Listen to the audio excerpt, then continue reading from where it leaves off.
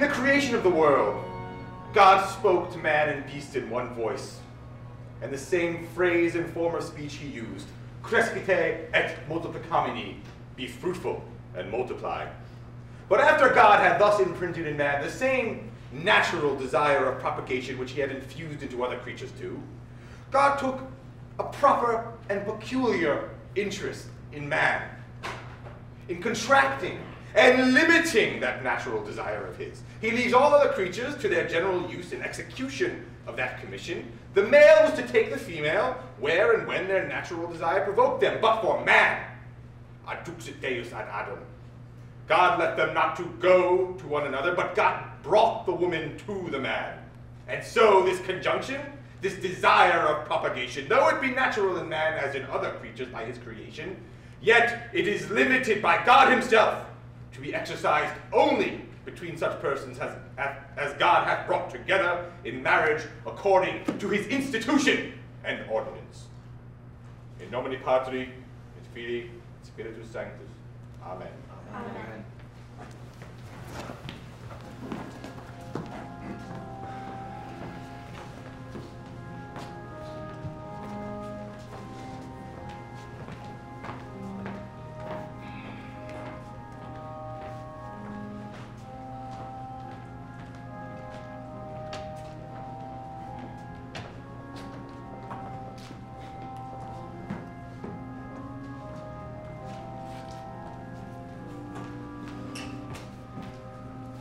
'Twas in the temple where I first beheld her, and now again the same. What omen yet follows of that? None but imaginary. Why should my hopes or fate be timorous? The place is holy, so is my intent. I love her beauties to the holy purpose. 'Twas the church that first begun our interview, and that's the place must join us into one. So there's beginning and perfection, too. Oh, sir, are you here? Come, the wind's fair with you. Sure you are deceived. 'Tis contrary in my best judgment. What, for Malta? If you could buy a gale amongst the witches, they could not serve you such a lucky pennyworth. Why, even now I observe the temple's vein to turn full in my face. I know 'tis against me. Against you? Then you know not where you are. Not well indeed. Are you not well, sir? Yes, Jasperino, unless there be some hidden malady within me that I understand not. And that I begin to doubt, sir. I never knew your inclinations to travel without a pause, with any cause to hinder it, till now. At sea I have seen you weigh the anchor, hoist the sail for fear to lose the foremost breath, be in continual prayers for fair winds. And have you changed your orisons? No, I keep the same church, same devotion. Lover I'm sure ye are none. The Stoic was found in you long ago. What might be the cause? I was but meditating of somewhat I heard within the temple. 'Tis but idleness compared with your haste of yesterday. I'm all this while a-going mad. Backwards, I think, sir. Look, your servant. Sir, the seaman call. Shall we board your trunks? No, keep all on shore. We must not to sea today. This smoke will bring forth fire. Keep all on shore. I do not know the end, which needs I must do of an affair in hand ere I can go to sea. Well, your pleasure. We're safer on land.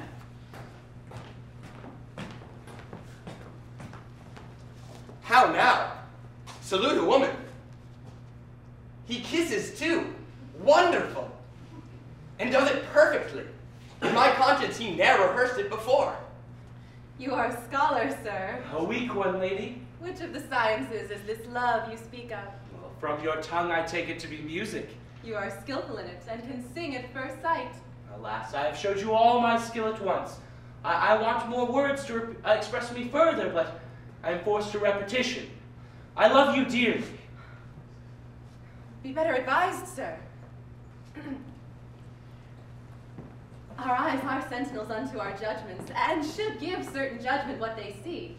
But they are rash sometimes, and can tell us wonders of common things, which when our judgments find, they can check the eyes and call them blind. Nay, lady, I am but further. Yesterday was mine eyes' employment, and hither today they brought my judgment, where both agreed.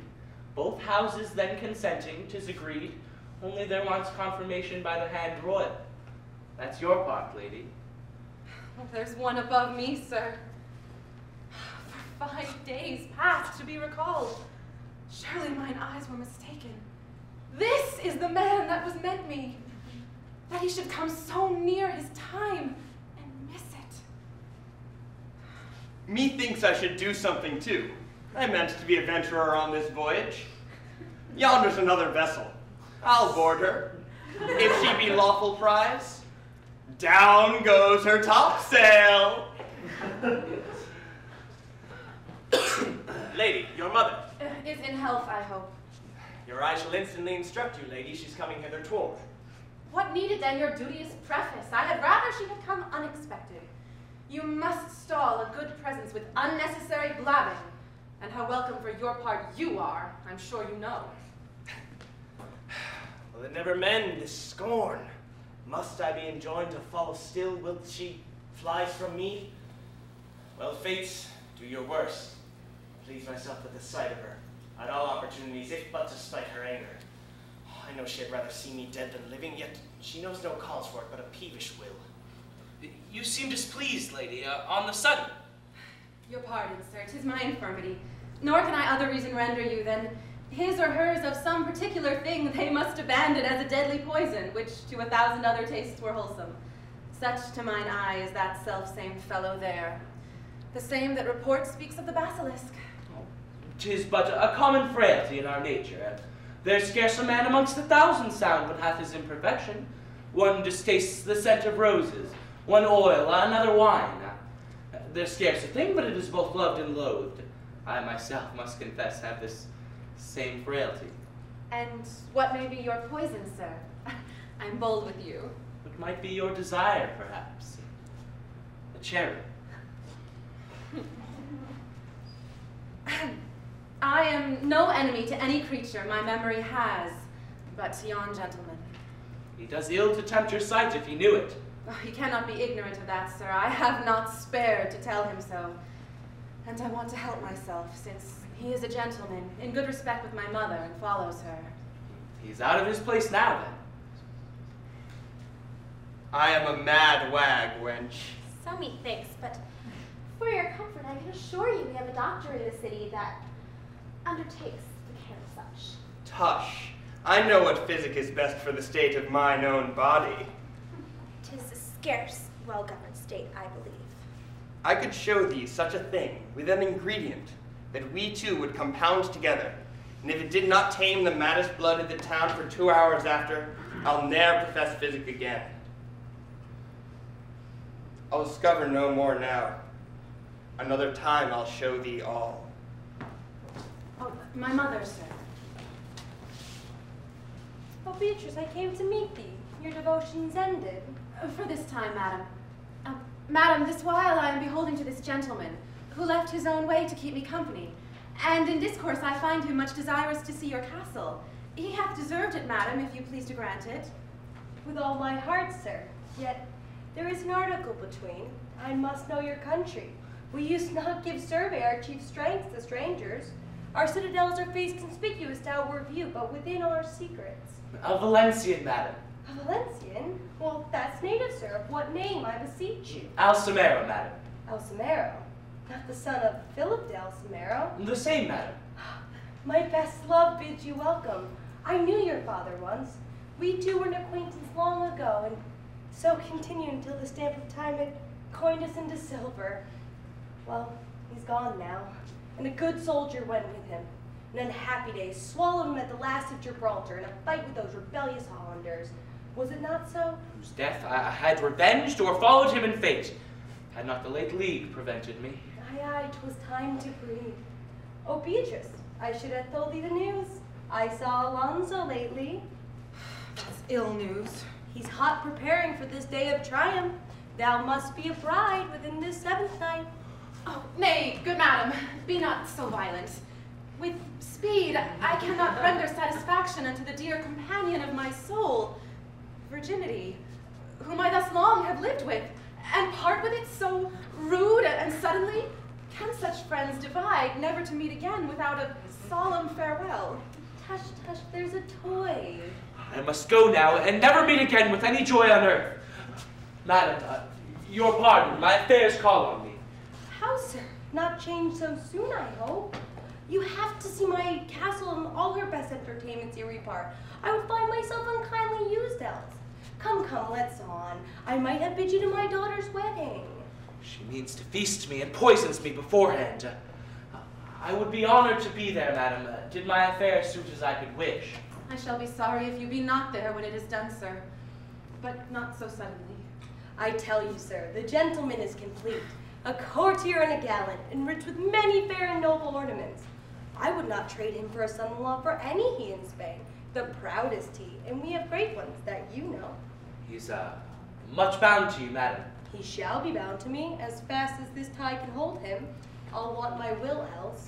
I shall want mine if you do it. But come, by the way, I'll tell you more of him. Oh! Not this serpent gone yet! Look, girl, thy glove has fallen. No, stay. De Flores, help a little. Here, lady. Mischief on your officious forwardness. Who bade you stoop? They touch my hand no more. There, for the other's sake I part with this. Take 'em and draw thine own skin off with them. Well, here's a favor come with a mischief. Now I know she had rather wear my hide tanned in a pair of dancing pumps than I should thrust my fingers into her sockets here. I know she hates me, yet cannot choose but love her. No matter, if but to vex her, I'll haunt her still, though I get nothing else. I have my will.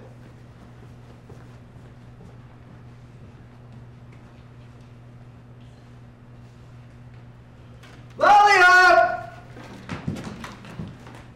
Lollia! I must trust thee with a secret. I was ever close to a secret, sir. Well, the diligence that I have found in thee, the care and industry already past, assures me of thy good continuance. Lollia, I have a wife. Aye, sir, 'tis too late to keep her a secret. She's known to be married all the town and country over. Thou goes too fast, my Lollia. That knowledge I allow no man can be barred.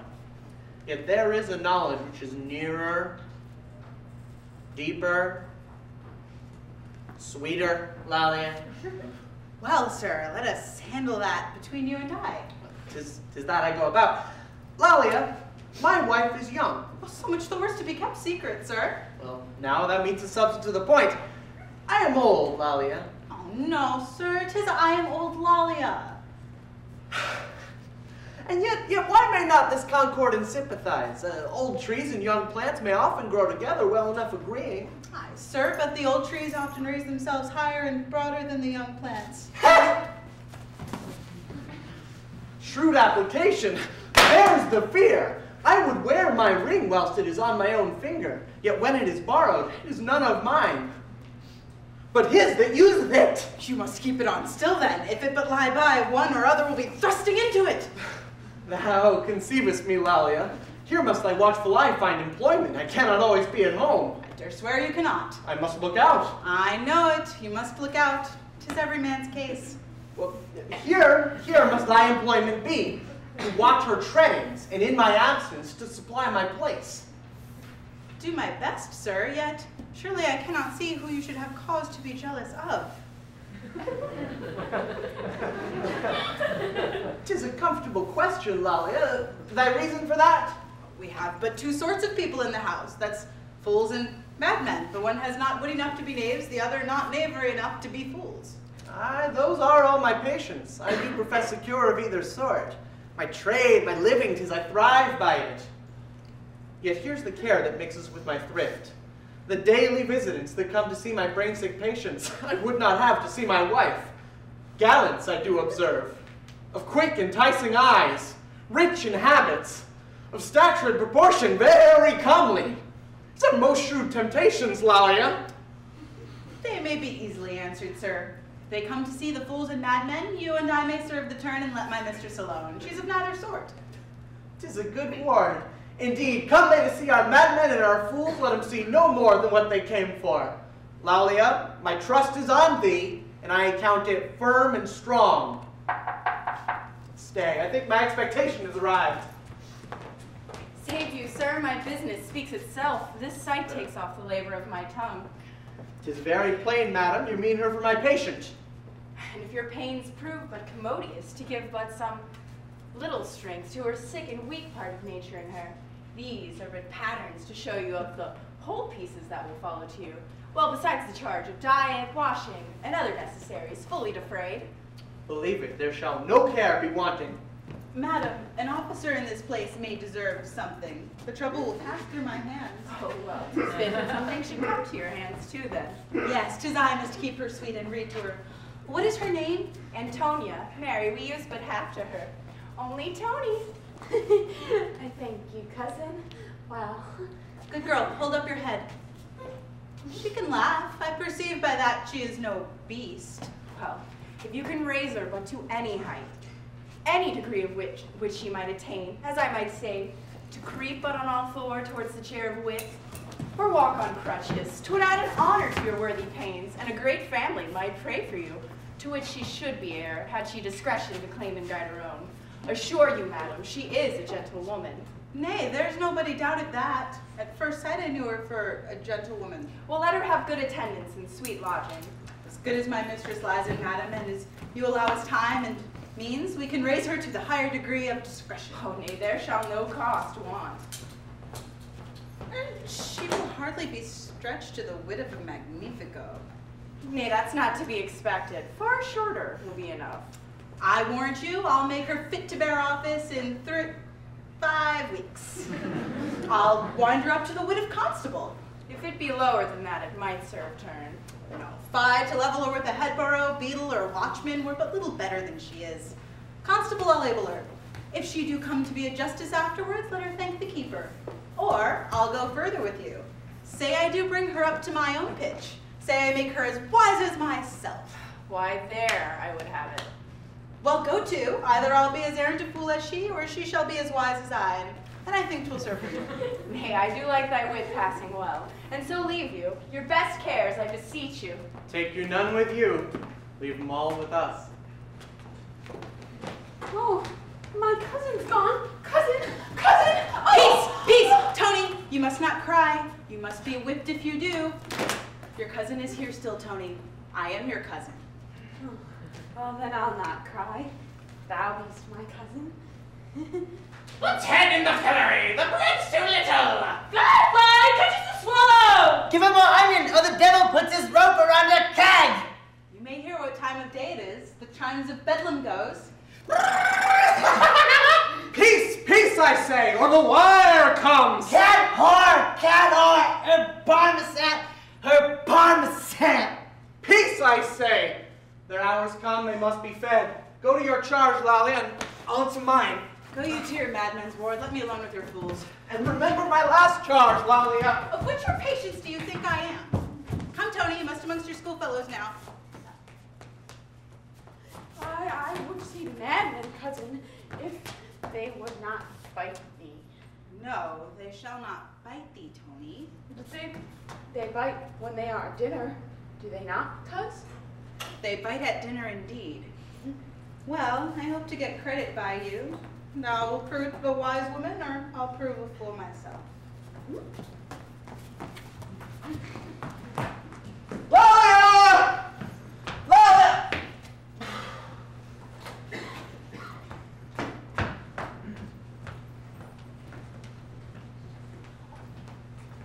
Sir, I'm ready now for that fair service which makes the name of friend sit glorious on you.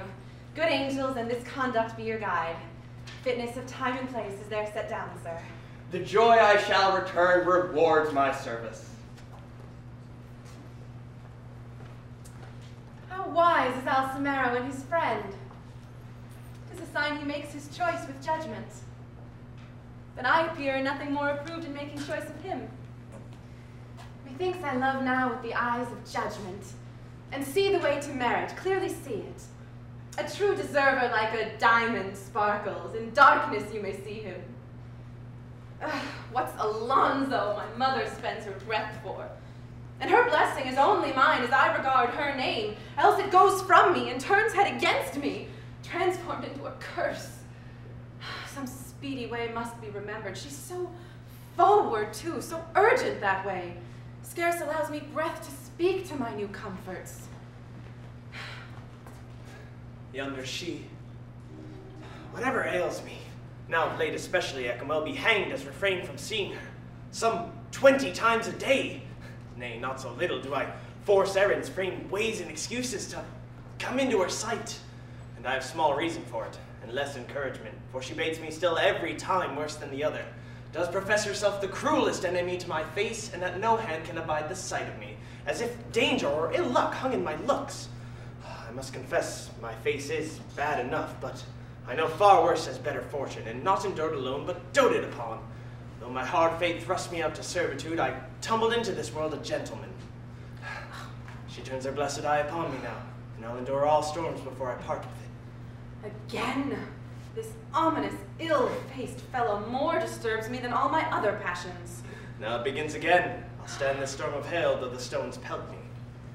Thy business. What's thy business? So soft and fair, I cannot part so soon. The villain's fixed. Thou, standing toad pool, who sent thee? What's thy errand? Leave my sight. My lady, your mother, charged me deliver a message to you. What another sense will do it, and be hanged then, let me be rid of thee. True service merits mercy. What's thy message? Let beauty settle but impatience, you shall hear all. Dallying, trifling, torment. Senor Alonzo de Paracquo, sole brother to Tomaza de Paracquo. Slave, when wilt make an end? The said Alonzo, with the foresaid Tomaza, Yet again? is new alighted. Vengeance strike the news. Thou thing most loathed, what cause was there in this to bring thee to my sight? My lady, your mother, charged me seek you out. Is there no other to send her errand by? Seems 'tis my luck to be in thy way still. Get thee from me. So, why? Am I not an ass to devise ways thus to be railed at? I must see her still. What this may bode at, I know not. I'll despair the less, because there's daily precedents of bad faces beloved beyond all reason. I never see this fellow, but I think of some harm towards me. Dangers in my mind still, I scarce leave trembling of an hour after. Oh, I was lost in this small disturbance and forgot affliction's fiercer torrent, which now comes to bear down all my comforts. You are both welcome, but an especial one belongs to you, sir, to whose most noble name our luck presents the addition of a son, our son, Alonzo. The treasury of honor could not bring forth a title I could more rejoice in, madam. You've improved it well. Daughter! Prepare, the day will steal upon thee suddenly. Alonzo, Sister? in troth I see small welcome in her eye. Fie, thou art too severe a censurer of love in all parts. If lovers should mark everything a fault, affection would be like an ill-set book, whose faults might prove as large as half the volume. That's all I do entreat. 'Tis but reasonable. Let us see what my son says to it. Son Alonzo, here's a motion made, but to reprieve a maidenhead 3 days longer. 'Tis not far out of reason, for indeed the former time was pinching. Though my joys be set back so much time as I could wish they had been forward, yet since she desires it, the time is set as pleasing as before. I find no gladness wanting. May I ever meet in that point still, you are nobly welcome.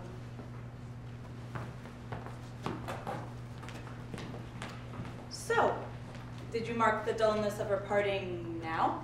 What dullness! Thou art so exceptious still. Why, let it go then. I am but a fool to mark your harm so heedfully. Where's the oversight? Come, your faith's cozened in her, strongly cozened. Unsettle your affection with all speed. Think what a torment 'tis to marry one whose heart is leapt into another's bosom. If ever pleasure she received from thee, it comes not in thy name, nor of thy gift. She lies but with another in thine arms, is not to be thought on without suffering. You speak as if she loved some other then. Do you apprehend so slowly? Nay, and that be your fear only, I am safe enough. Alonzo. Preserve your friendship and your counsel, sister, for times of more distress. I should depart an enemy, a deadly, dangerous one, from any but thyself, who should but think she knew the meaning of inconstancy, much less the use and practice. Yes. Pray let no more be urged. I can endure much till I meet an injury to her. Then I am not myself. Farewell, sweet sister. How much we are bound to heaven to depart lovingly. Why, here's love's tame madness. Thus a man quickly steals into his own vexation. The place is my charge. You have kept your hour, and the reward of a just meeting bless you. I hear my lady coming. Complete, gentlemen. I dare not be too busy with my praises. They are dangerous things to deal with. Oh, this goes well. These women are ladies' cabinets. Things of most precious trust are locked into them. I have within mine eye all my desires. Requests that holy prayers ascend heaven for come not more sweet to our necessities than thou unto my wishes. We are so alike in our expression, lady, that unless I borrow these same words, I shall never find their equals. How happy were this meeting, this embrace, if it were free from envy. This poor kiss, it has an enemy, a hateful one that wishes poison to it. How well were I now if there were none such name known as Alonzo, nor no such tie as the command of parents. I should be but too much blessed. One good service, lady, would strike off both your fears, and I'll go near it too, since you are so distressed. Remove the cause, and the command ceases, so there's two fears blown out with one and the same blast. Pray, let me find you, sir. What might that service be, so strangely happy? The noblest peace-bound man, valor. I shall send a challenge to Alonzo instantly. How? Call you that extinguishing of fear, when 'tis the only way to keep it flaming? Are not you ventured in the action that's all my joys and comforts? Pray, no more, sir. Say you prevailed. The law would claim you from me, or obscurity be made the grave to bury you alive. I'm glad these thoughts come forth. Keep not one of this condition, sir. Blood guiltiness becomes a fouler visage. And now I think on one. I was to blame. I had marred so good a market with my scorn. Had been done questionless.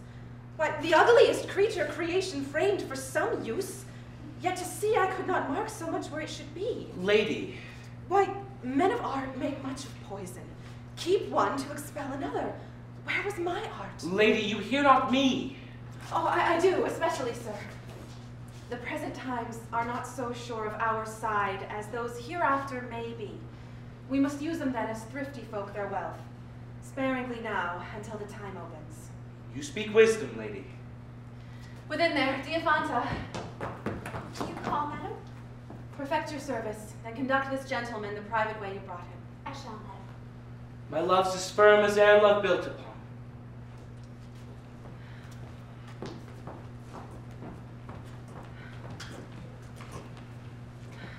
I have watched this meeting, and do wonder much what shall become of Alonzo. I'm sure both cannot be served unless she transgress. Happily then I'll put in for one. For if a woman fly from one point, if from him she makes a husband, she spreads and mounts them like arithmetic. 1, 10, 100, 1,000, 10,000. Proves in time subtler to an army royal. Now do I look to be most richly railed at, yet I must see her. Why, put case I loathed him as much as youth and beauty hates a sepulchre. Must I needs show it? Cannot I keep that secret and serve my turn upon him? See, he's here. De Flores. I shall run mad with joy.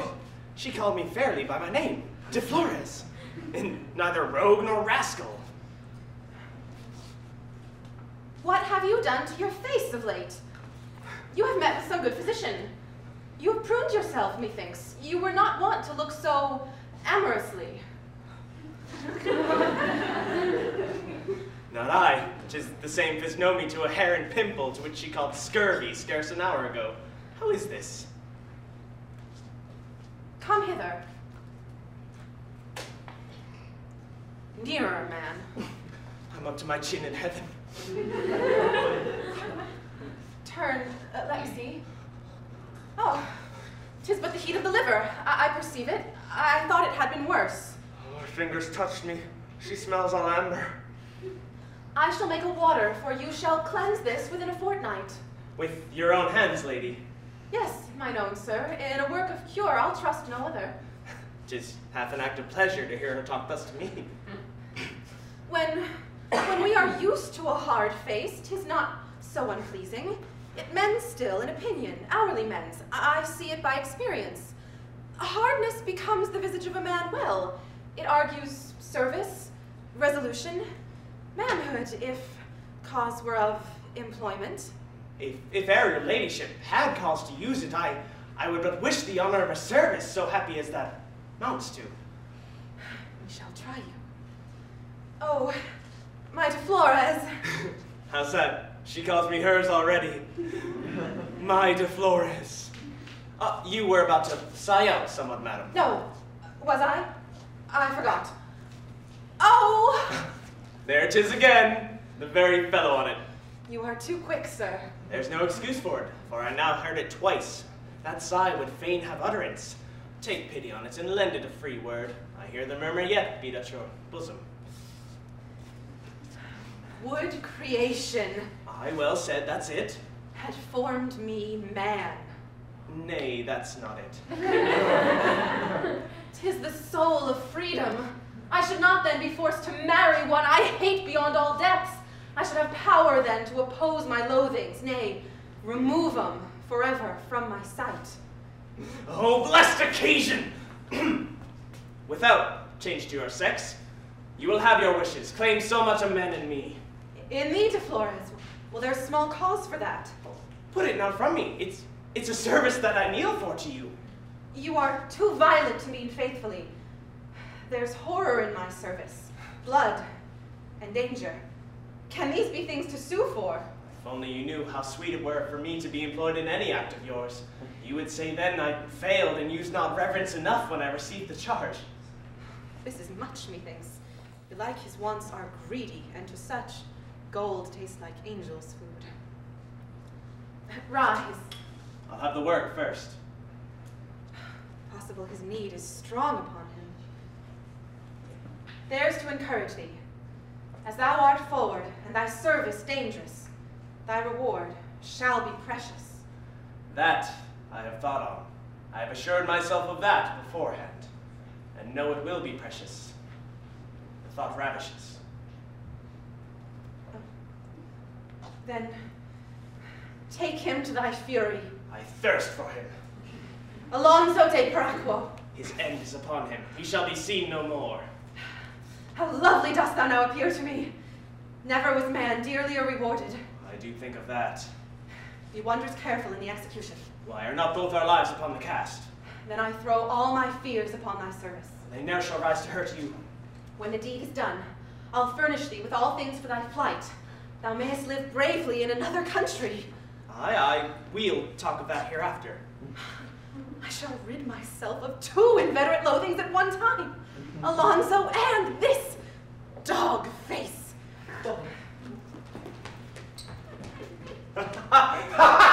Oh, my blood! Methinks I feel her in my arms already. Her wanton fingers combing out this beard and being pleased, praising this bad face. Hunger and pleasure, they'll commend sometimes slovenly dishes and feed heartily on them.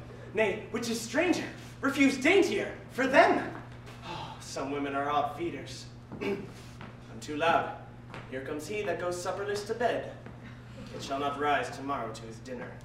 Flores? My kind honorable lord. I'm glad I have met with thee. Sir. Thou canst show me the full strength of the castle?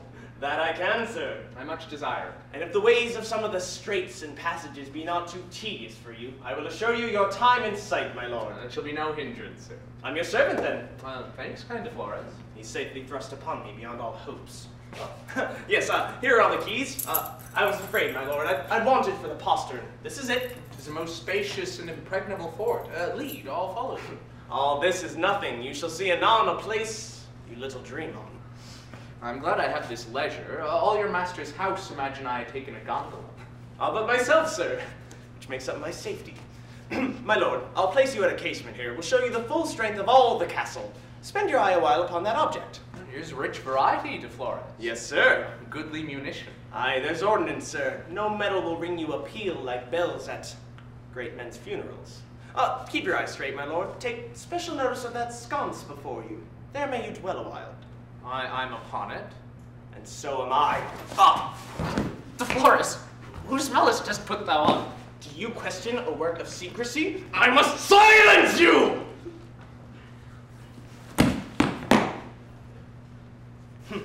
So here's an undertaking well accomplished. This vault serves to good use now. What's that through sparkles in mine eye? Oh, 'tis a stone he wears upon his finger. 'Twas well found, this will approve the work. What, so fast on? Not part even in death. I'll take a speedy course then. Finger and all shall be off. So now I'll clear the passages from all suspect or fear.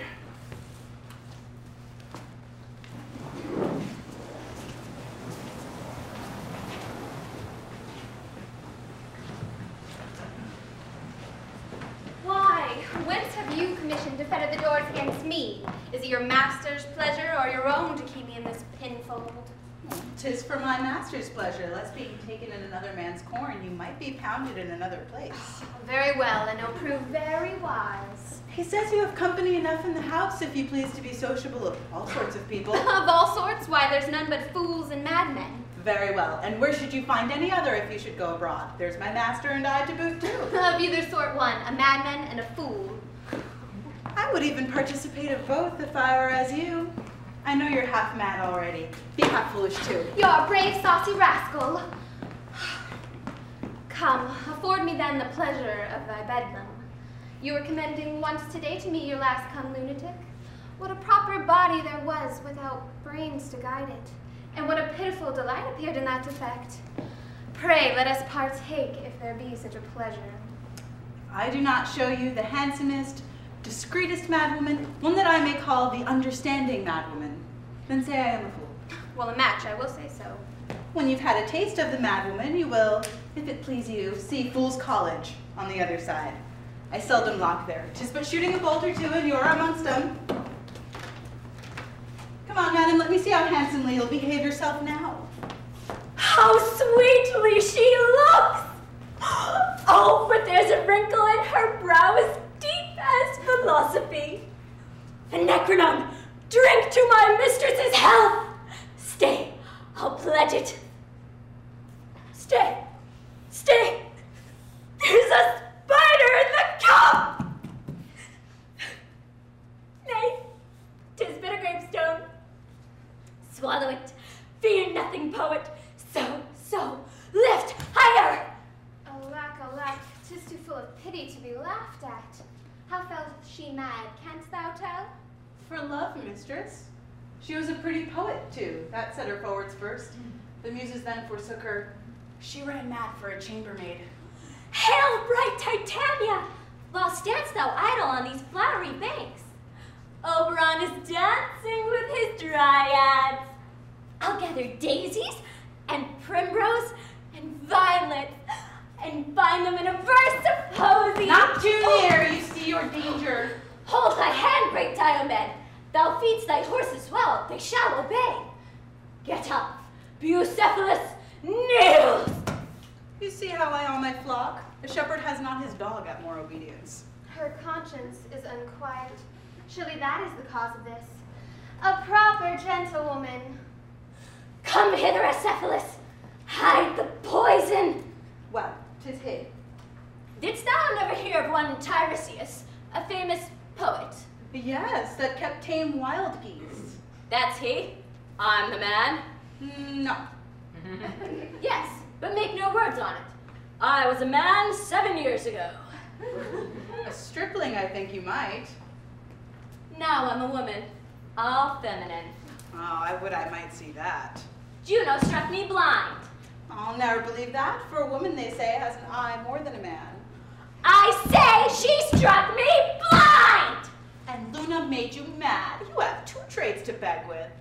Luna is now big-bellied, and there's room for both of us to ride with Hecate. I'll drag thee up in her silver sphere, and there we'll kick the dog and beat the bush that barks against the witches of the night. The swift lycanthropi that walks around will tear their walrus skins and save the sheep. Does it come to this? Nay then, my poison comes forth again. Mad slave, indeed abuse your mistress. Prithee, hence with her, she grows dangerous. Sweet love, pity me, give me leave to lie with thee. No, I'll see you wiser first. To your own kennel.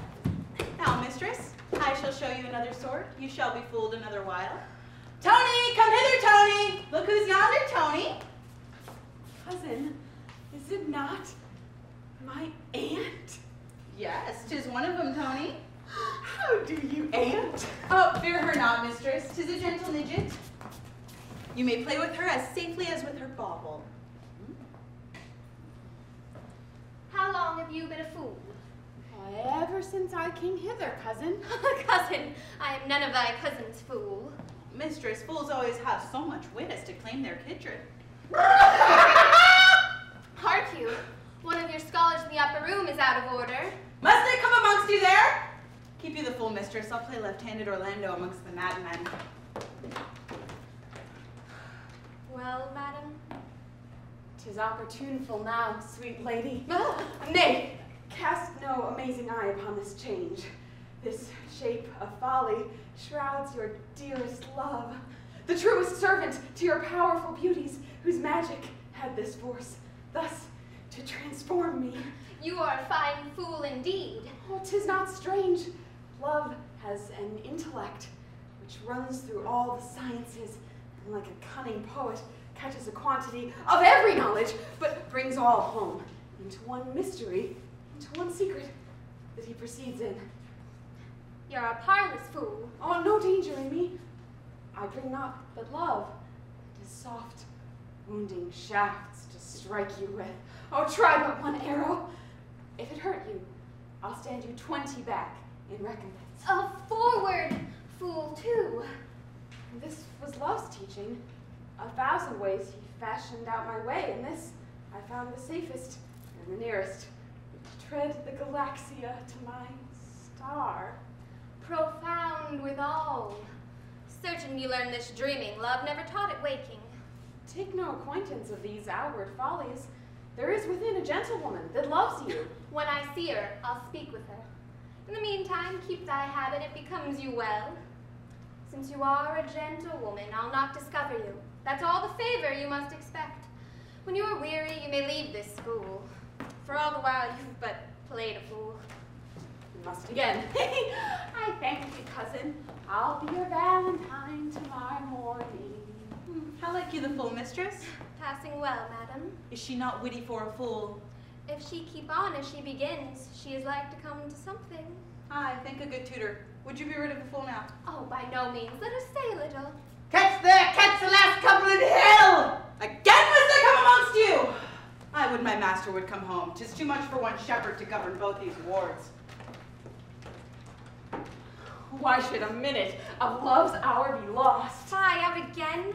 I'd rather you keep your other posture. You become not your tongue when you speak from your clothes. How should she freeze lives near so sweet a warmth? Shall I alone walk through the orchard of the Hesperides, and cowardly not dare to pluck an apple? This, with the red cheeks, I must venture for. Whoa! You are bold without fear. What should I fear, having all the joys about me?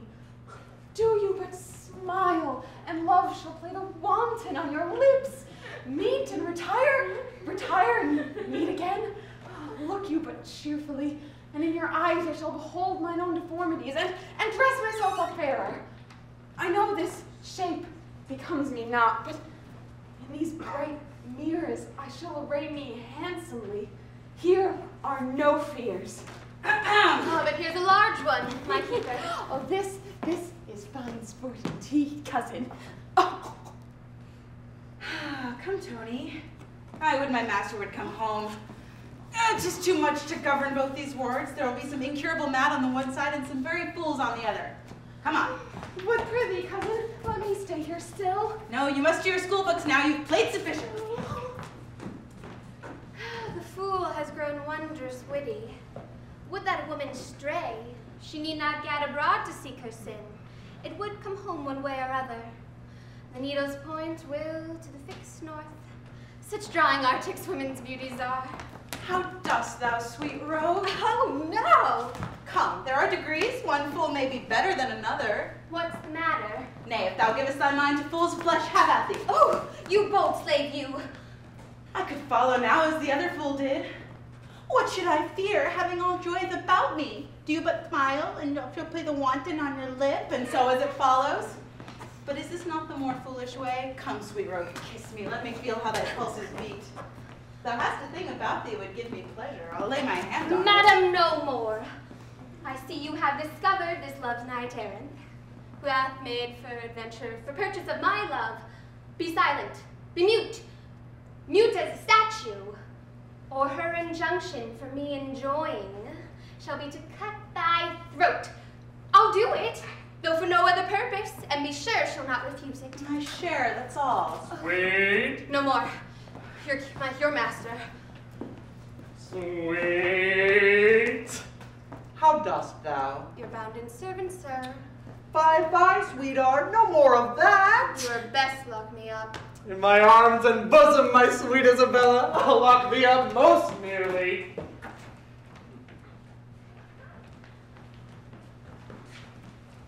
Valencia speaks so nobly of you, sir. I wish I had a daughter now for you.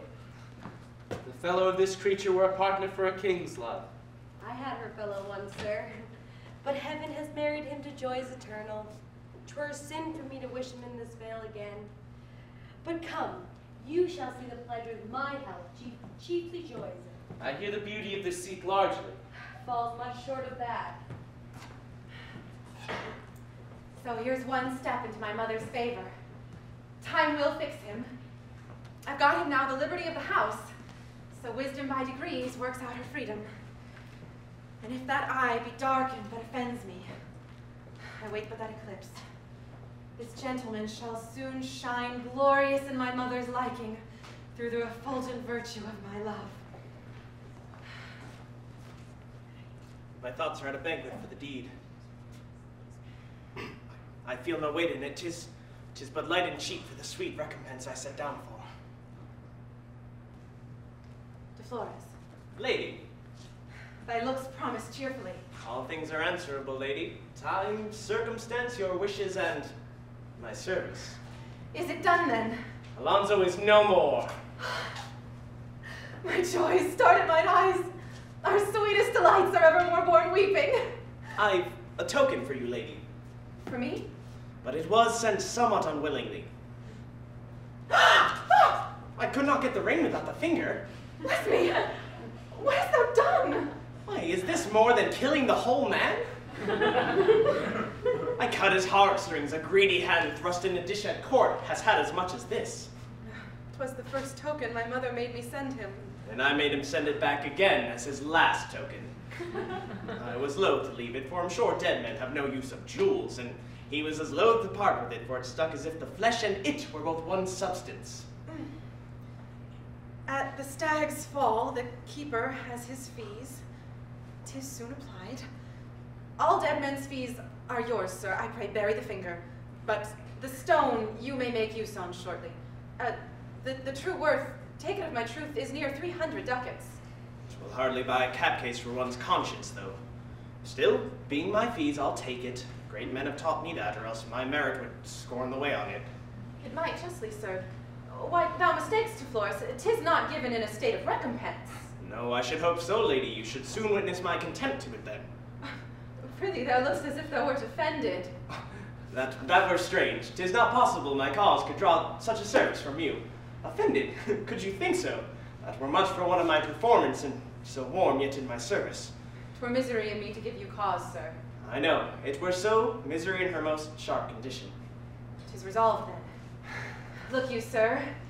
Here's 3,000 golden florins. I have not meanly thought upon thy merit. What? Salary? Now you move me. How, De Flores? Do you place me in the rank of verminous fellows to destroy things for gold? Offer wages? The lifeblood of a man. Is anything valued too precious for my recompense? I understand thee not. I could have hired a journeyman in murder at this rate, and mine own conscience might have slept at ease, and had the work brought home. I'm in a labyrinth. What will content him? I would fain be rid of him. I'll double the sum, sir. You take a course to double my vexation. That's the good you do. Bless me. I'm now in a worse plight than I was. I know not what will please him. For my fear's sake, I prithee, make away with all speed possible. And if thou beest so modest not to name the sum that will content thee, paper blushes not. Send thy demand in writing, it shall follow thee. But prithee, take thy flight. You must fly too, then. I? I'll not stir a foot else. What's your meaning? Why, are you not as guilty? In, I'm sure, as deep as I. And we should stick together. Come, your fears counsel you but ill. My absence would draw suspect upon you instantly. There would be no rescue. He speaks home. Nor is it fit that we two engage so jointly should part and live asunder. Ah! Sir! This shows not well. Come, what makes your lips so strange? This must not be twixt us. The man talks wildly. Kiss me with a zeal now. I will not stand so long to beg them shortly. Take heed to Flores of forgetfulness. 'Twill soon betray us. Take you heed. Faith, you are grown much forgetful. You are to blame in it. He's bold, and I'm blamed for it. I have eased you of your trouble. Think on it. I'm in a pain and must be eased of you. Justice invites your blood to understand me. 'Tis a charity.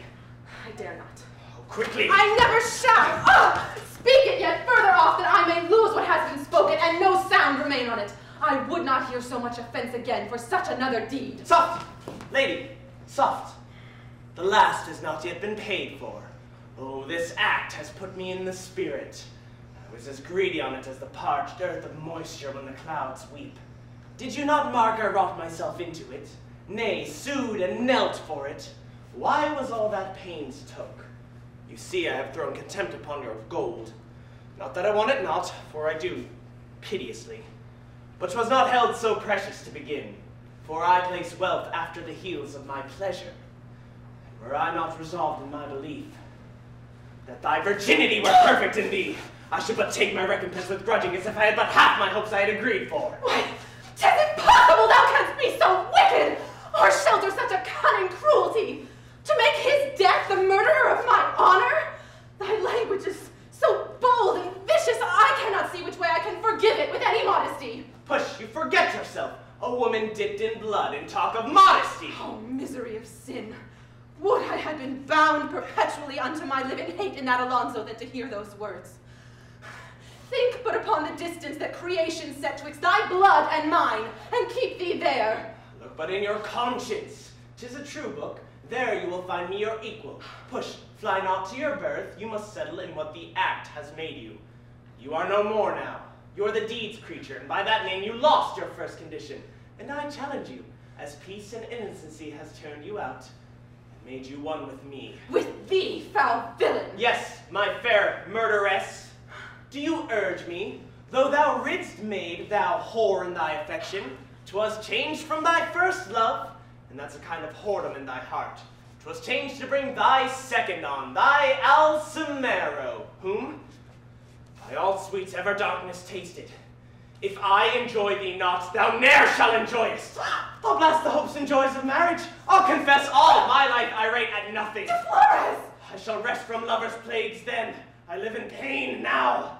Oh, those shooting eyes will burn my heart to cinders. Oh, sir, hear me. She that in life and love refuses me, in death and shame my partner shall she be. Stay! Hear me once and for all. I make thee master of all the wealth I have in gold and jewels. Let me go pour unto my bed with honor, and I am rich in all things. Let this silence thee.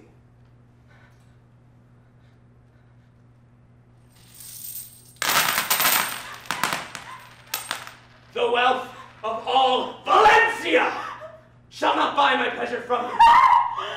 Can you deviate from its determined purpose, so soon will you eat me. Vengeance begins. Murder, I see, is followed by more sins. Was my creation in the womb so cursed? It must engender with a viper first. Come, rise.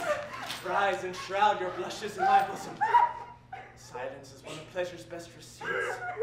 My peace is wrought forever in this yielding. Yes, how the turtle dove pants. I will learn to love anon, what thou so fear and faints to venture on.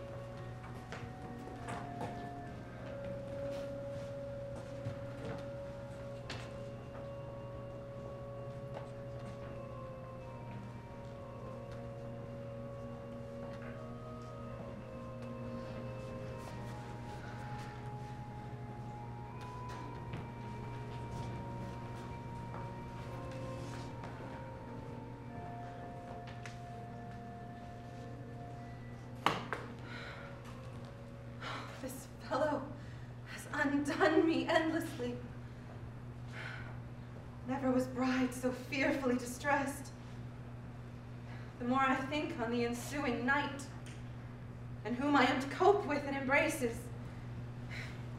one that's ennobled both in blood and mind, so clear in understanding. That's my plague now. Before whose judgment will my fault appear like malefactors' crimes before tribunals? There's no hiding on it. How a wise man stands for a great calamity. There's no venturing into his bed, what course soe'er I light upon, without my shame, which may grow up to danger. He cannot but in justice strangle me as I lie by him, as a cheater use me. 'Tis a precious craft to play with false dye before a cunning gamester. Here's his closet, and the key left in it. He abroad in the park? Sure 'twas forgot. I'll be so bold as looking it. Bless me. Right physician's closet it is, all set round with vials, each one remarked, too. Sure he does practice physic for his own use. What manuscript lies here? The Book of Experiment. How to tell whether a woman be with child or not? I hope I am not yet. If he should try, though. Let me see, folio 45. Here it is. If you would know whether a woman be with child or not, give her 2 spoonfuls of the white water in glass C. Where's that glass C? Oh, yonder, I see it now. And if she be with child, she sleeps a full 12 hours after. If not, not. None of that water comes into my belly. Oh, that which is next is 10 times worse. How to know whether a woman be a maid or not? If that should be applied, what should become of me? Give the party you suspect the quantity of a spoonful of the water in the glass M, upon which her that is a maid makes 3 several effects. 'Twill make her incontinently gape, then fall into a sudden sneezing, last a violent laughing, else dull, heavy, and lumpish. Where had I been? I fear it. Yet 'tis 7 hours till bedtime. Oh, madam, are you here? Seeing that wench now, a trick comes to my mind. 'Tis a nice piece gold cannot purchase. I came hither, wench, to look my lord. But I had any cause to look him too. He is in the park, madam. There let him be. Aye, madam, let him compass whole parks and forests as rangers do. And at roosting time, a little lodge hold him. Earth-conquering Alexander, who thought the world too narrow, in the end, had but a pit-hole. I fear thou art not modest, Diaphanta. Your thoughts are so unwilling to be known, madam. 'Tis ever the bride's fashion towards bedtime to set light by her joys as if she owed him not. Her joys? Her fears, thou would say. Fear of what? Art thou a maid, and talk so to a maid? You leave a blushing business behind, beshrew your heart for it. Do you mean good sooth, madam? Well, if I had thought upon the fear at first, man should have been unknown. Is it possible? I will give 1,000 ducats to that woman who would try what my fear were, and tell me true tomorrow what she gets from it. As she likes, I might perhaps be drawn to it. Are you in earnest, madam? Do you get the woman, then challenge me and see if I'll fly from it. But I must tell you, she must be a true maid, else there's no trial. My fears are not hers, else. Nay, madam, she that I would put into your hands shall be a maid. You know that I should be shamed else because she lies for me. 'Tis a strange humor. But are you serious still? Would you be willing to resign your first night's pleasure and give money too? As willingly as live. Alas, the gold is but a buy-bet to wedge in the honor. I do not know how the world goes abroad, for faith or honesty both are required in this. Madam, what say you to me? And stray no further. I have a good mind in troth to earn your money. You are too quick, I fear, to be a maid. How? Not a maid? Nay, madam, you urge me. Your honorable self is not a truer with all of your fears upon you. Bad enough, then I with all of my lights and joys about me. I'm glad to hear it. Then you dare put your honesty upon an easy trial? Easy anything. I'll come to you straight. She will not search me, will she? Like the forewoman of a female jury? Glass M, this is it. See, Diaphanta? You take no worse than I do.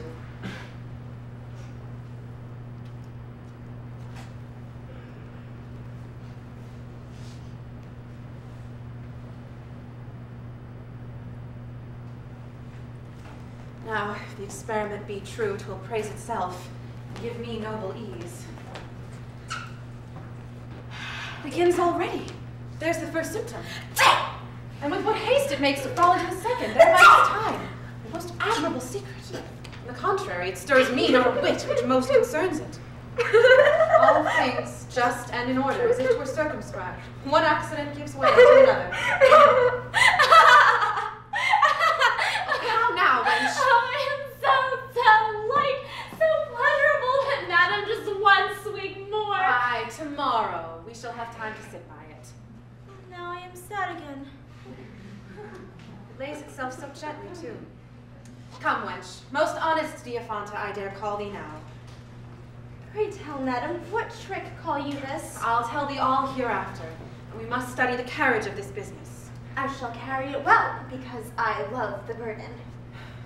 About midnight, thou must not fail to steal forth gently, that I may use the place. Fear not, madam, I shall be cool by that time. The bride's place, and with 1,000 ducats. I take a portion with me now. I shall scorn small fools. I tell thee, knave, mine honor is in question. A thing till now free from suspicion, nor ever was there a cause. Who of my household are absent? Antonia, madam, and Francisca. And when do they leave the castle? Some 10 days since, one intending for Briamata and the other for Valencia. The time accuses them. A charge of murder has been brought within my castle gate. Alonzo's murder. I dare not answer faithfully for their absence. A strict command of apprehension shall pursue them suddenly, and either wipe off the stain clear or openly discover it. Provide me winged warrant for the purpose. See, I am set upon again. I claim a brother of you. You are too hot. Seek him not here. Yes, monsieur dearest bloods. My peace find no fair satisfaction. This is a place must yield account for him. For here I left him. And the hasty tie of this snatched marriage gives strong testimony to his most certain ruin. Certain falsehood. This was the place indeed. His breach of faith has too much marred both my abused love, the honorable love I reserved for him, and mocked my daughter's joy. The prepared morning blushed at his infidelity. He left contempt and scorn to throw upon those friends who believe hurt them. 'Twas most ignoble for him to take his flight so unexpectedly and to throw such public wrongs on those that loved him. And this is all your answer? 'Tis too fair for one of his alliance, and I warn you, madam, this place no more see you. The best is, there's more grounds to meet a man's revenge. De Flores. That's my name indeed. Good sweet madam, saw you the bride? Which way took she? I have blessed mine eyes from seeing such a false one. I'd fain get off. This woman's not for my company. I smell her brother's blood when I come near. Come hither, De Flores. Oh, purely, dear madam. Methinks I am now again killing him. She brings it so fresh to me. Thou canst guess, sir, at some foul, guilty person. Alas, madam, I am so charitable, I think none worse than myself. So, you did not see the bride, then? I prithee, name her not. Is she not wicked? No, no, a pretty, easy, round-packed sinner, as your most ladies are. I'm called, I think, madam. Her company even o'erlays my conscience.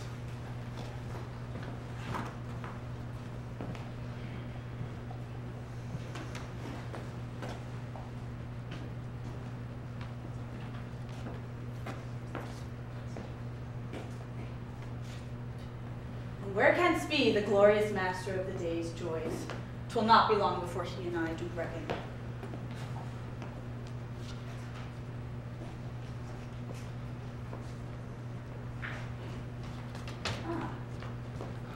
Sir! You are most welcome. You may call that word back. I do not think I am, nor do I wish to be. Your words and you appear to me great strangers. Time and our weapons may make us more acquainted. I am not one of those, sir, that come to swill your wine or give you joy. 'Tis a more precious liquor that must slay the fiery thirst I bring. And this the business. I should have a brother in your place. How treachery and malice have disposed of him, I am bound to inquire of he who holds his right, which ne'er could come fair. You must look to answer for that word, madam. Fear you not. I'll have it ready drawn at our next meeting. Keep your day solemn. Farewell. I disturb it not. I'll bear the smart with patience for a time. Somewhat ominous this, a quarrel entered upon this day. My innocence relieves me. I should be wondrous sad else. Jasperino, I have news to tell thee, strange news. I have some too. I think as strange as yours. Would I might keep mine, so my faith and friendship might be kept in't. Oh, this puts me on, and blames thee for thy slowness. All may prove nothing, only a friendly fear that leapt from me, sir. 'Tis true it may prove nothing. Let's partake it, though. 'Twas Diaphonta's chance, for to that wench I pretend honest love, and she deserves it. To leave me in a back part of the house, a place we chose for private conference. She was no sooner gone, but instantly I heard your bride's voice in the next room to me, and, lending more attention, found De Flores louder than she. De Flores? Thou art out now. You'll tell me more anon. Still I'll prevent thee. The very sight of him is poison to her. That made me stagger too. But Diaphonta at her return confirmed it. Then fell we both to listen, and words passed like those that challenge interest in a woman. Peace, quench thy zeal. 'Tis dangerous to thy bosom. Then truth is full of peril. Such truths are. Oh, were she the sole glory of the earth that had eyes that could shoot fire into the king's breasts and touched yet she sleeps not here. Though I have time, though night be near, to be assured hereof. I prithee, do not weigh me by my passions. I never weighed friends so. Uncharitably. This key will lead thee to a pretty secret. Bring from my closet the glass inscribed there with the letter M, and question not my purpose. It shall be done. How can this hang together? Not an hour since her woman came and delivered her for the most timorous virgin that e'er shrank at man's name. And so modestly she charged to weep out her request to me, that she might come obscurely to my bosom. All things go well. My woman's preparing yonder for her sweet voyage, which grieves me to lose. Necessity compels it. I lose all else. Hush, modesty's shrine is set in yonder forehead. I cannot be too sure, though. My Beatrice. Sir, I was bold to weep a message to you. Pardon my modest fears. The dove's not meeker. She's abused, questionless. Oh, are you come, sir? The glass, upon my life, I see the letter. Sir, this is M? 'Tis it.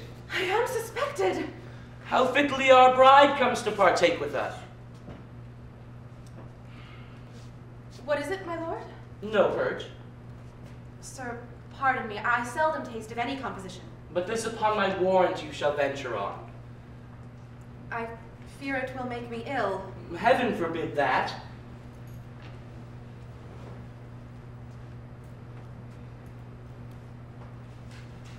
Put now to my cunning. The effects I know, if I can but feign them handsomely.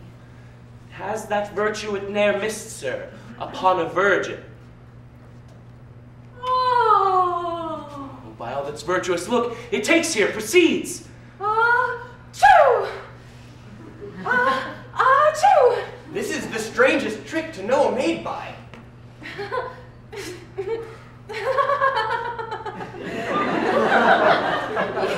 You have given me joy of heart to drink, my lord. No, you have given me joy of heart that never can be blasted. See, now it settles in a melancholy that keeps both the time and the method. Oh, my Beatrice, as chaste as the breath of heaven, or the morning's womb that brings forth the day, thus my love encloses thee.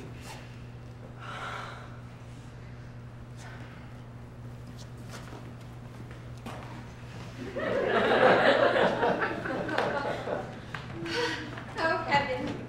Does love turn fool, run mad and all at once? Here's a madwoman akin to the fool, too. A lunatic lover.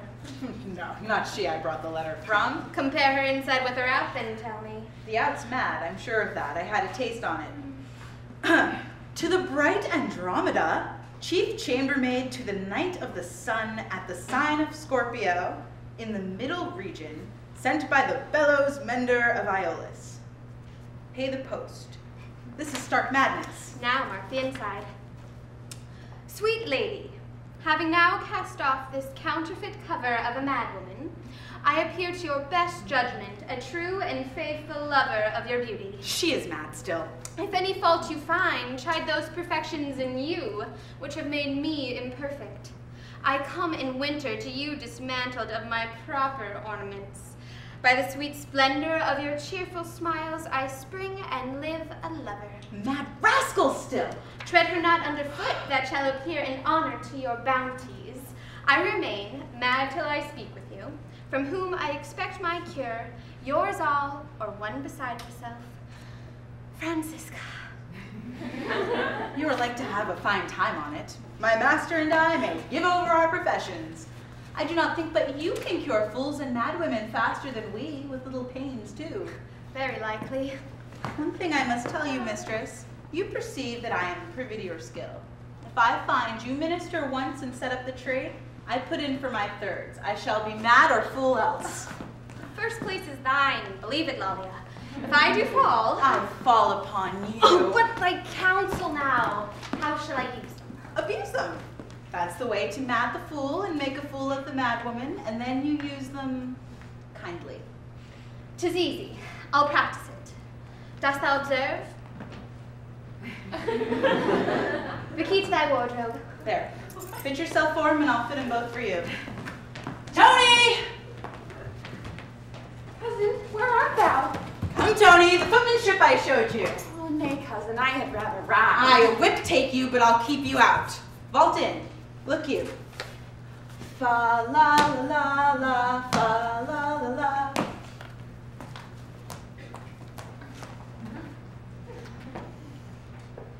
La la la la la la. There, an honor. Is this an honor, cuz? Yes, and it please your worship, for honor is but a caper, rises as fast as high and falls to the ground again. You can remember your figure, Tony?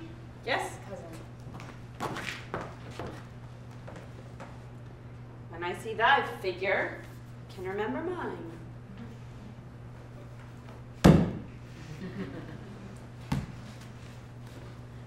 Harry! How he treads the air.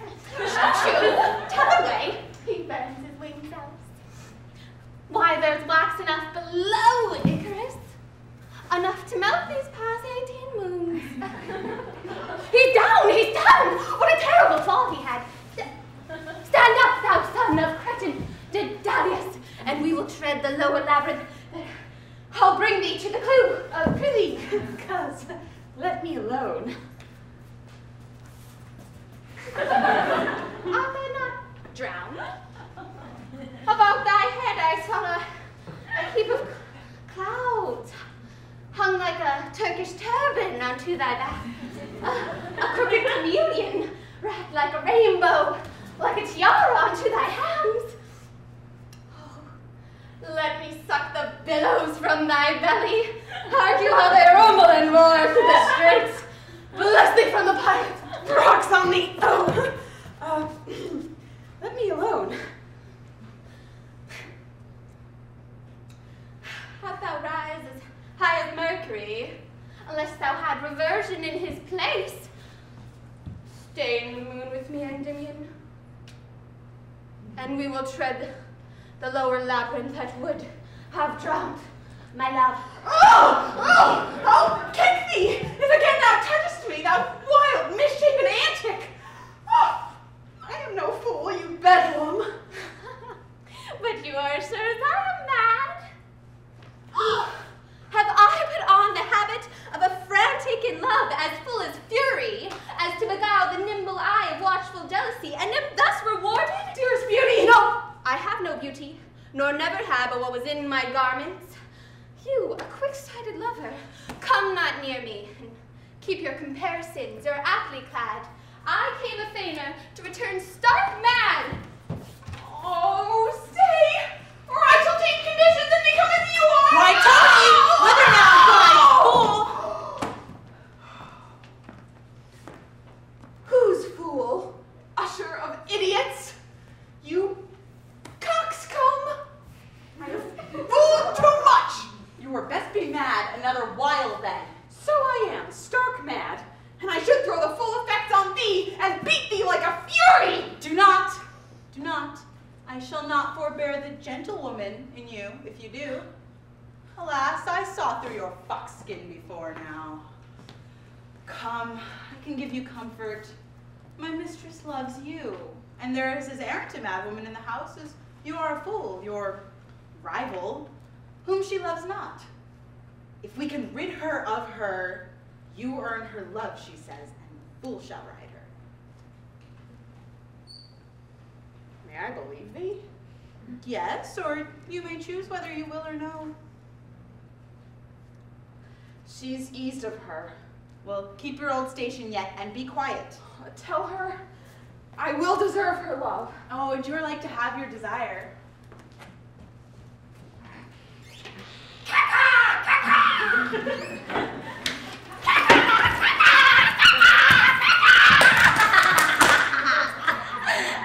Down, down, down, and down. And then, with a horse trick, to kick the Tona's forehead and break the bowstring. This is the other counterfeit. I'll put her out of her humor. Sweet lady, having now cast off this counterfeit cover of a madwoman, I appear to your best judgment a true and faithful lover of your beauty. This is pretty well for a madwoman. What's this? Chide those perfections in which you have made me imperfect. I'm discovered to the fool. I hope to discover the fool in you ere I have done with you. Yours all, or one beside herself, Francisca. This madwoman will mend sure. What do you read? Your destiny, madam. You will be hanged for this trick.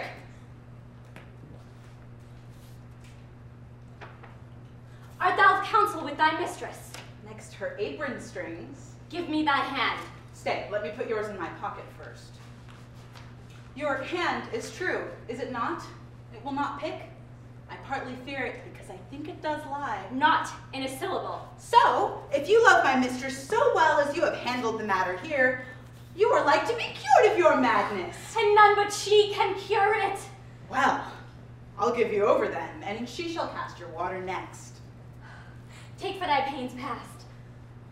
I shall deserve more, madam, I hope. My mistress loves you, but must have some proof of your love to her. There I meet my wishes. That will not serve.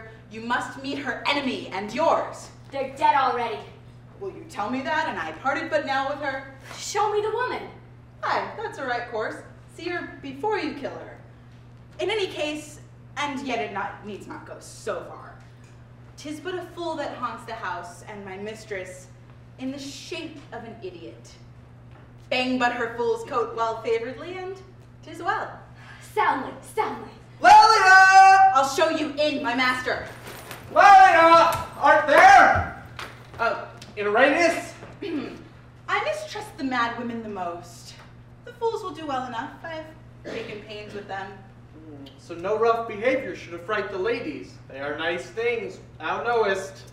So long as we are there with our commanding pistols, they'll be as tame as the ladies themselves. Lollia, how does my wife brook her restraint? Does she not grudge at it? So-so. She takes some pleasure in the house. She would have brought else. You must allow her a little more length. She's kept too short. She shall long to Vermandera with me. That will serve her for a month's liberty. Oh, away then, and guide them in, Lollia.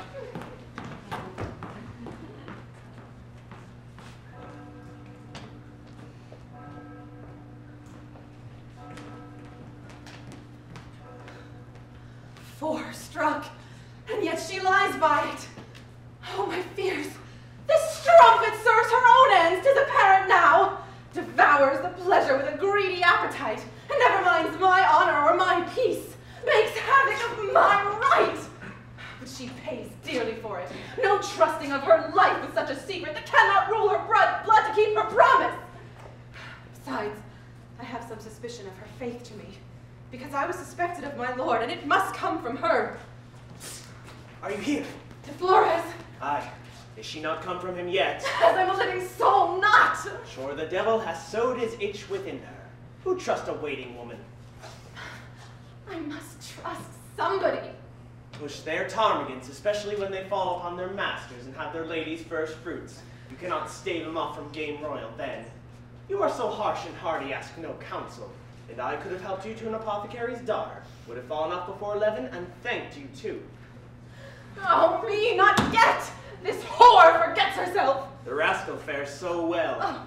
Look, you are undone, the Daystar by his hand. Oh, advise me now to fall upon some ruin! There's no counsel safe else! Peace! I have it now.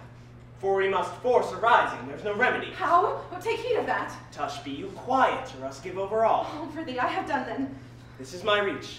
I'll set some part afire of Diafanta's chamber. How? Fire, sir? Well, that may endanger the whole house. You talk of danger when your fame is on fire? Oh, that's true.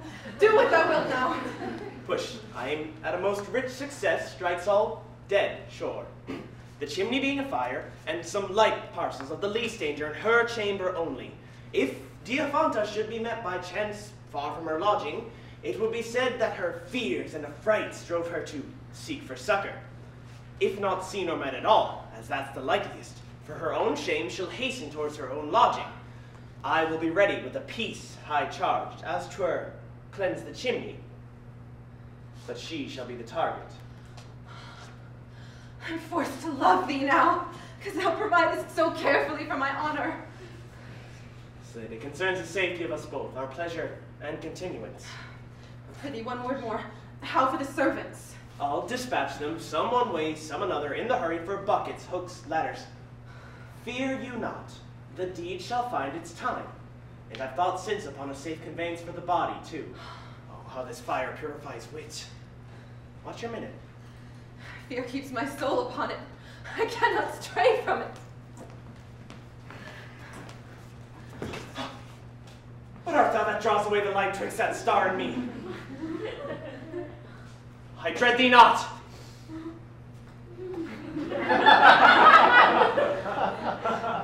'Twas but a mist of conscience. All's clear again. There. De Flores. Bless me. It slides by. Some ill thing haunts the house. It has left behind a shivering sweat upon me. Oh, I'm afraid now. This night has been so tedious. Oh, this strumpet. Had she 1,000 lives, he should not leave her till he had destroyed the last. Oh, my fears. 5 struck by St. Sebastian's. Fire! Fire! Fire! Fire! Already! How rare is that man's speed! How heartily he serves me! His face loathes one, but look upon his care! Who would not love him? The East is not more beauteous than his service! Fire! Fire! Fire! Away! Dispatch! On his back! Buckets, hooks, ladders. Aye, that's well said. The fire bell rings. The chimney works. My charge. The piece is ready.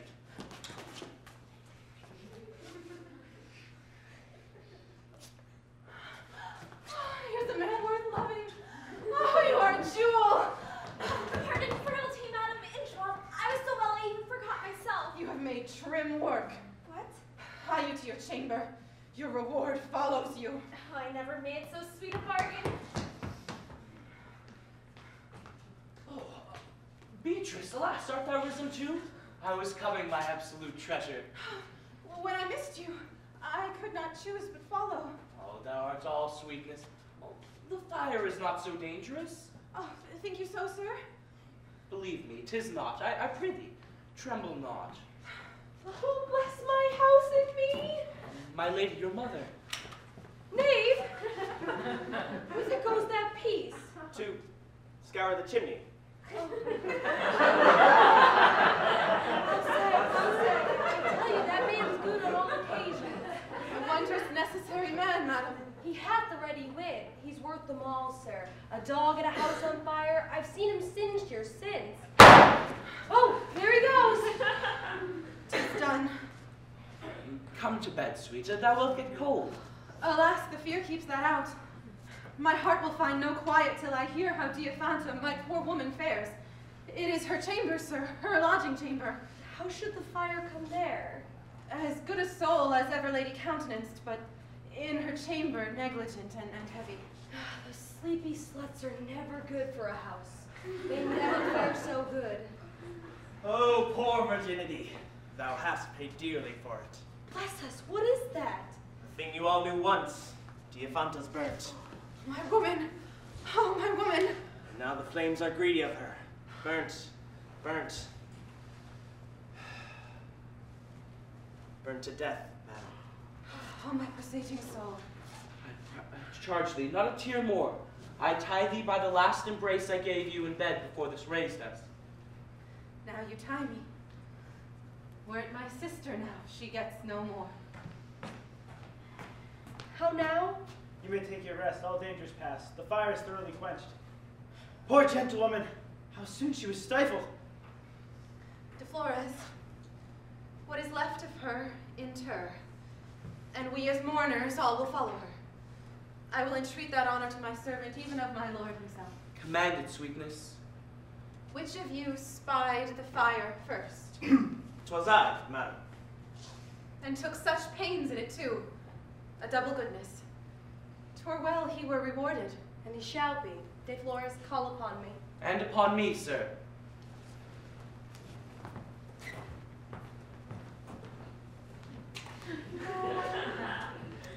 Rewarded. Precious, here's a trick beyond me. I see in all bouts of both sport and wit, always a woman strives for the last hit. I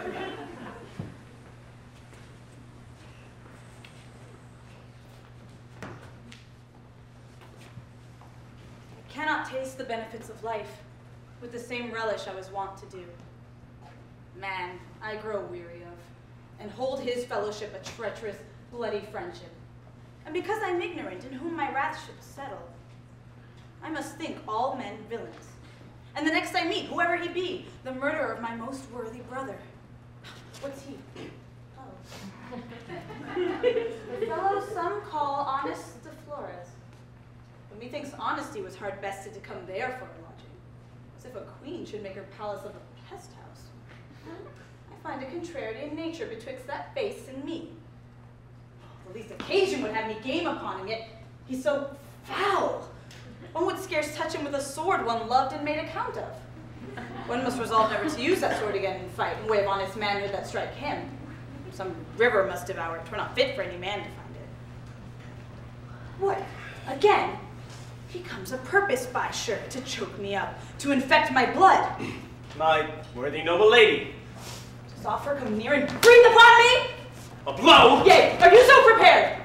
I'd rather like a soldier die by the sword than like a politician by thy poison. Halt, halt. As you are honorable. All slaves that kill by poison are still cowards. I cannot strike. I see your brother's wounds fresh bleeding in her eyes and a crystal. I will not question this. I know you are noble, and will take my injury with thanksgiving, and like a wise lawyer, will wear it for the worthy hand that gave it. Guilt must not walk so near his lodge again. She came near me now.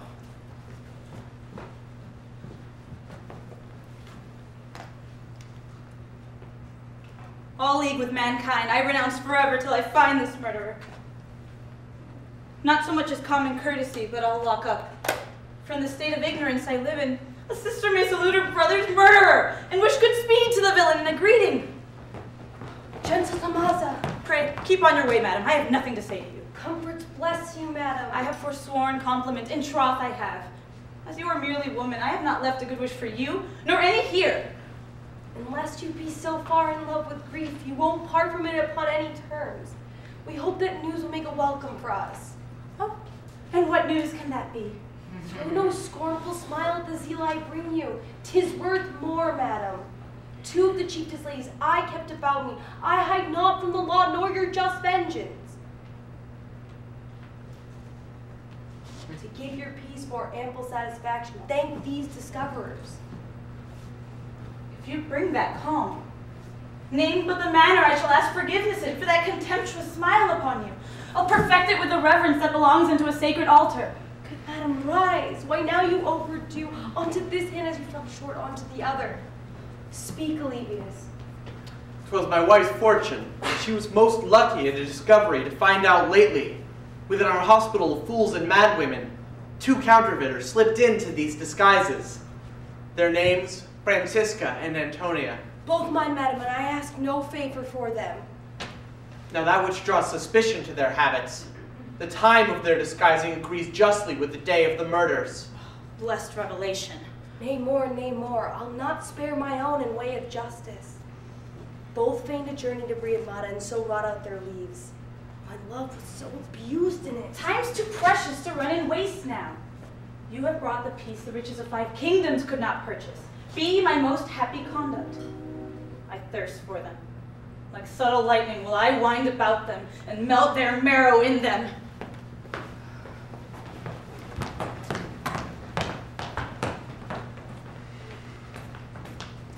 Your confidence, I'm sure, is now of proof. The prospect from the garden has shown enough for deep suspicion. The black mask so continually was worn upon it that it condemns the face for uglier to be seen. Her despite to him, so seeming bottomless.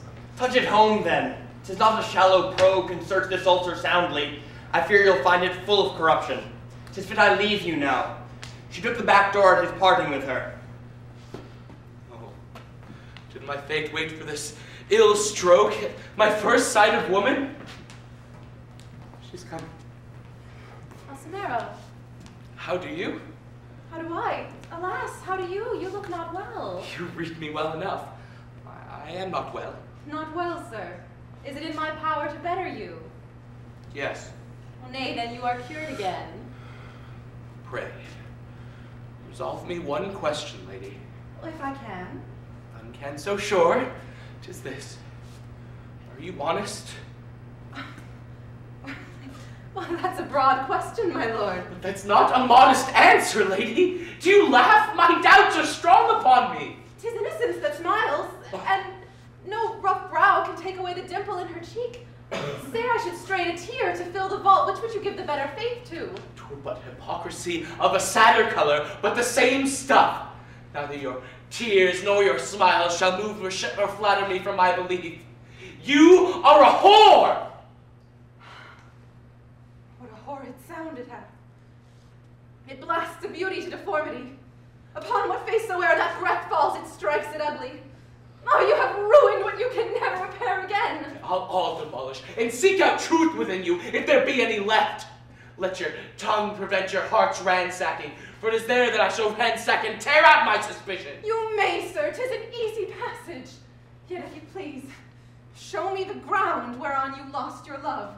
My spotless virtue may but tread on that before I perish. Unanswerable, a ground you cannot stand on. You fall beneath all grace and goodness when you set your ticklish heel on it. A visor covered that cunning face, and that became you. Now impudence and triumph rides upon it.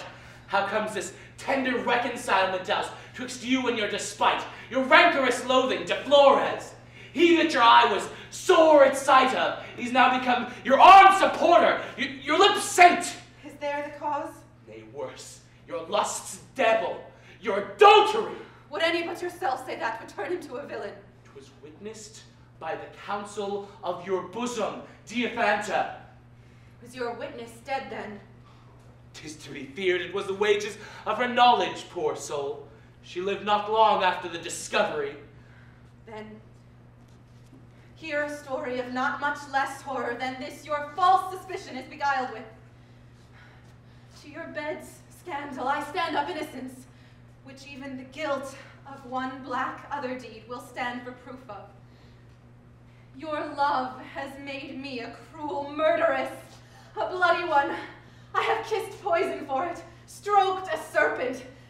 That thing of hate, worthy in my esteem of no better employment, and him so worthy to be so employed, I caused to murder the innocent Alonzo, having no better means than the worst to assure yourself to me. Oh, the place e'er since has been crying for vengeance. The temple where blood and beauty first unlawfully fired their devotion and quenched the right one. 'Twas in my fears at first. 'Twill have it now.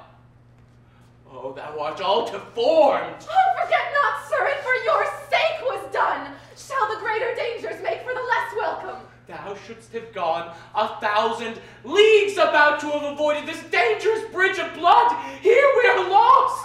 Remember, I am true to your bed. The bed itself's a charnel. The sheet shrouds for murdered carcasses. It must ask pause what I must needs do in this. Meanwhile, you'll be my prisoner only. Enter my closet. I'll be your keeper yet. Oh, and what part of this sad story shall I first begin? Here's the man who puts me in. To Florence. Noble Alsemero. I could tell you news, sir. My wife herself has commended to you. That's news indeed. I think she would commend me to the gallows if she could. She ere loved me so well. I thank her. What's this? Blood upon your band, De Flores? Oh no, sure 'twas washed since. Since when, man? Since the other day I got a knock in a sword and dagger school. I think 'tis out. 'Tis almost out. 'Tis perceived, though. I forgot my message. This it is. What price goes murder? How, sir? I ask you, sir. My wife's behindhand with you for a brave bloody blow you gave for her sake upon Alonzo. Upon? It was quite through him, I assure you. Has she confessed it? Sure as death to both of you. And much more than that. Oh, it could not be much more. 'Twas but one thing, and that she's a whore. Could not choose but follow. Cunning devils, how should blind men know you from fair-faced saints? He lies! The villain does belie me! Let me go to her, sir. Nay, you shall to her. Peace, crying crocodile! Your sounds are heard. Get you into her, sir. Take your prey to you. Rehearse again your scene of lust, that it may be perfect when you go to act it out before the black audience, where howls and gnashing shall be music to you. Clip your adulteress freely. 'Tis the pilot will guide you to where you shall sink to fathoms bottomless. Alsemero, I have a wonder for you. I have suspicion here is proof itself for Alonzo's murder. Beseech you hear me. These two have been disguised ever since the deed was done. Madam, I have proof beyond suspicion for Alonzo's murder. These my own servants. Those closer to you than your servants shall acquit them and prove them guiltless. My cause is bandied by your delays. 'Tis urgent in my blood and calls for haste. Give me a brother, alive or dead. Alive, a wife with him. If dead, for both, a recompense for murder and adultery. Ah! What horrid sounds are these? Hark, it comes to you. Yea, all along for company. Oh! Come forth, you twins of mischief! Here we are. If you have any more to say to us, speak quickly. I shall not give you the hearing else. I am so stout yet, and so I think, this broken rib of mankind. Host of enemies under my citadel could not amaze me like Beatrice! Beatrice! Come not near me, mother. I shall defile you. I am that of your blood was taken from you from your better health. Look no more upon it, but cast it to the ground regardlessly. Let the common sewer take it from distinction. Beneath the stars, upon yon meteor ever hung my fate mongst things corruptible. I ne'er could pluck it from him. My loathing was profit to the rest, but ne'er believed. Mine honor fell with him, and now my life. Alsemero, I am a stranger to your bed. Your bed was cozened on the nuptial night for which your false bride died. Yes, and the while I coupled with your mate. Now we are left in hell. We are all there. Circumscribed is here. I loved this woman in spite of her heart. Her love I earned out of Alonzo's murder. My brother's murderer! Yes, and her honor's prize was my reward. It was so sweet to me that I have drunk up all, left none behind for any man to pledge me. Hard villain! Keep life in him for further tortures! No, I can prevent you. Here's my penknife still. It's but one thread more. And now 'tis cut. Make haste, Beatrice. By that token to thee, canst not forget, so lately put in mind, I would not go to leave thee far behind. Forgive me, Alsemero. 'Tis time to die. 'Tis a shame to live. My name is now entered in that record, where till this fatal hour 'twas never read. Let it be blotted out, and it can never again look you in the face. nor tell a tale behind the back of life to your dishonor. Justice hath so right the guilty hit, that innocence is quit by proclamation and may joy again. Madam, you are sensible what truth hath done here. 'Tis the best comfort that your grief can find. Madam, I am satisfied. My injuries lie dead before me. I can exact no more, unless my soul were loose, and could overtake those black fugitives that are fled from thence to take a second vengeance. But there are wraths deeper than mine, 'tis to be feared, about them. What an opacious body had that moon that last changed on us. Here's beauty changed to ugly whoredom. Here's an imperious murder, servant obedience to a master's sin.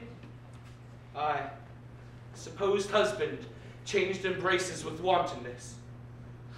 But that was paid before.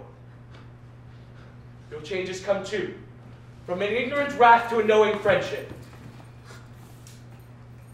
I have changed too, from a little ass as I was to a great fool as I now am. I was changed too, from a little wit to be stark mad, almost for the same purpose. Your change is still ahead. Your jealous coxcomb. Keep schools of folly and teach your scholars how to bust your own head in. I see all apparent now, wife, and will change into a better husband, and shall never keep scholars that shall be wiser than myself. Madam, you have yet a son's duty living. Please you accept it, and let that sorrow as it go from your eye go from your heart. For man and his sorrow at the grave must part.